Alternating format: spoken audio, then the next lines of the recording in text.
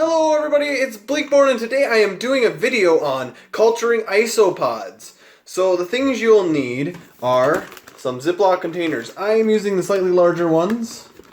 This comes in a 2-pack. I get it from my local hardware store, I guess.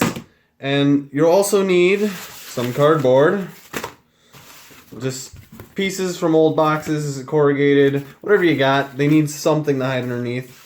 I like to use some real wood from outside. This is actually from my fire pit. I've checked it for bugs or anything. You make sure you do not want to get stuff where there's been pesticides or anything used. So if you have a place that you can find unused wood, you can forgo it, but it's really nice for them to have a little bit of extra food and places to hide. So I always do this. This is a piece of birch from my wood pile for burning. So if you got wood, it's good to use.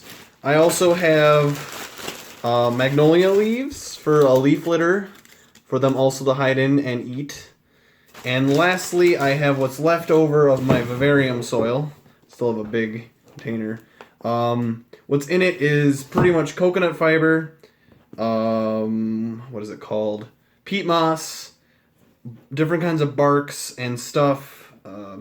I'll have a full list in the description of what you make, and I'll actually do a video on it fairly soon on how to make your own from scratch. There's charcoal pieces in here, moss, all sorts of like a good mix for the substrate, even more chunks of leaves. So that's all the pieces you really need besides the isopods themselves, and of course we'll be adding them last. You also need a little bit of water, so I'll show you the next step. So we've already went over what you're going to need to make an isopod container, so we'll just get started. So first you obviously open your containers. I generally clean them first, so I'm going to go rinse these out. And there they are, they're rinsed. So now that they're rinsed out, I'm going to take a good layer of substrate. First, what I'm going to do with these is I'm going to throw a couple chunks of wood on the bottom. Just so there's a little bit more aeration, more places for them to dig in and kind of make nests. Then I'll take a couple handfuls of my vivarium substrate for each of these. Since I'm getting two cultures, two different types getting cultured here, I'm going to do two at a time, so that way it's a little easier for you guys to see. And I kind of just, do a general fill it up. The more substrate, the harder it is for them to find each other, but you'll get a bigger colony once they're started. So I always go a little bit bigger and allow for creation of a little bit more. So now I'm gonna just take my last piece of wood. I'm not gonna be able to break that in half, it's still pretty hard. Set it in one of them. Then I'm gonna take some leaf litter and kind of strewn it about in each of these, just so there's plenty of places to hide. And this one I'm going to do some cardboard. This one I'll do some cardboard as well. I guess I'll put that lower since it's less bulky. And kind of do the same thing with this one. A little bit of cardboard, a little bit of leaf litter in both.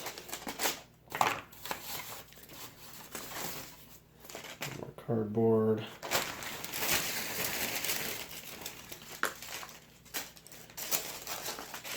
And that's pretty much my general setup for this. So now what I'll do is I'll grab a mister.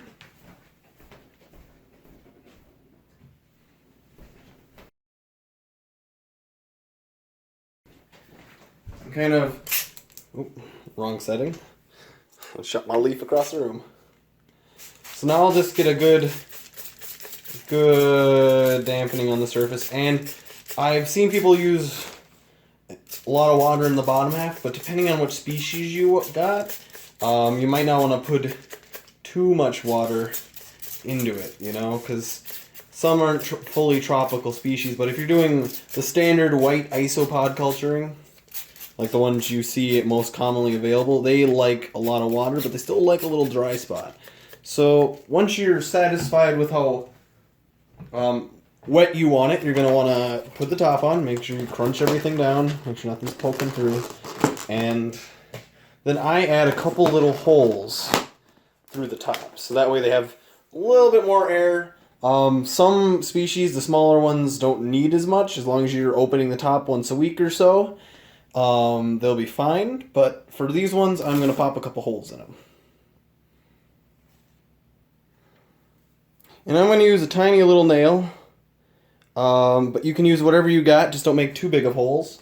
And I always like to put them on these little top little ridges, because I think it's harder for them to get up to reach these ridges. And you can put as many holes as you think you need, but I usually only do one per of those. This hole's a little smaller than my standard, so I'll probably add a couple in the middle.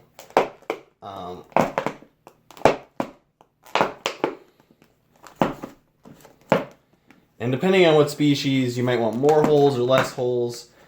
But this is just the basics on setting up the cultures. And then I will show you next, for getting the last couple holes in here, what I'm putting in each of these. There we go. Nail's a little harder to push through than I thought.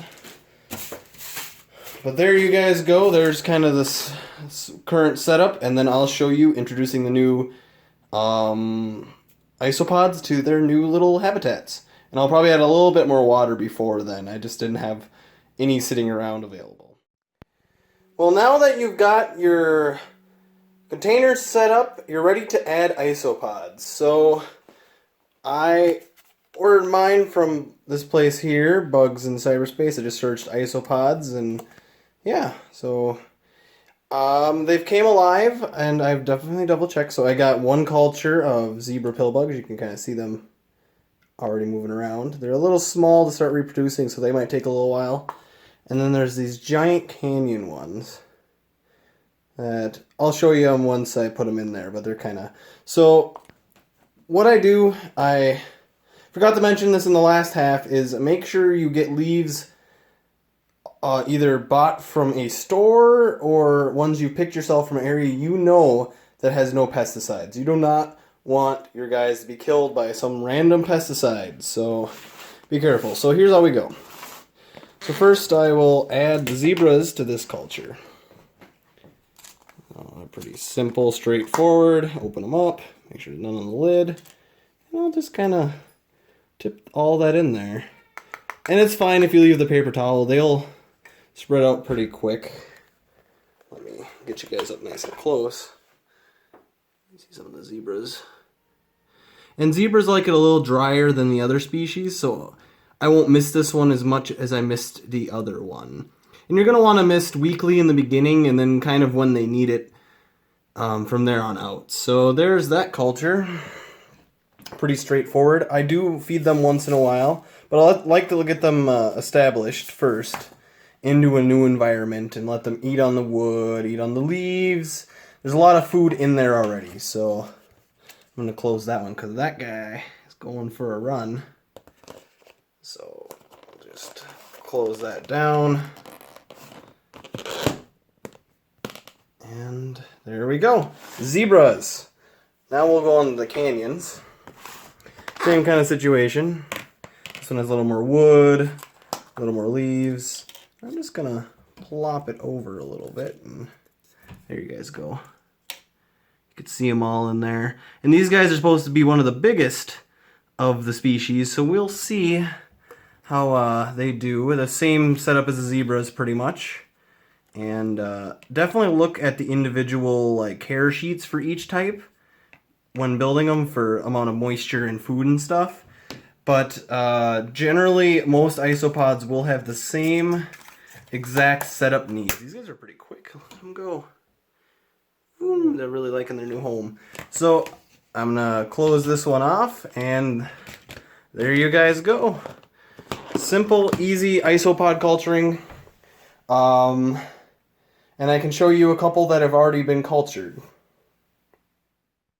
So these two cultures I started a while ago, so we'll open them and look at them. So this one is my standard gray isopods. They're actually local in my environment. You can see one there. You can see all the little babies crawling around. That little guy.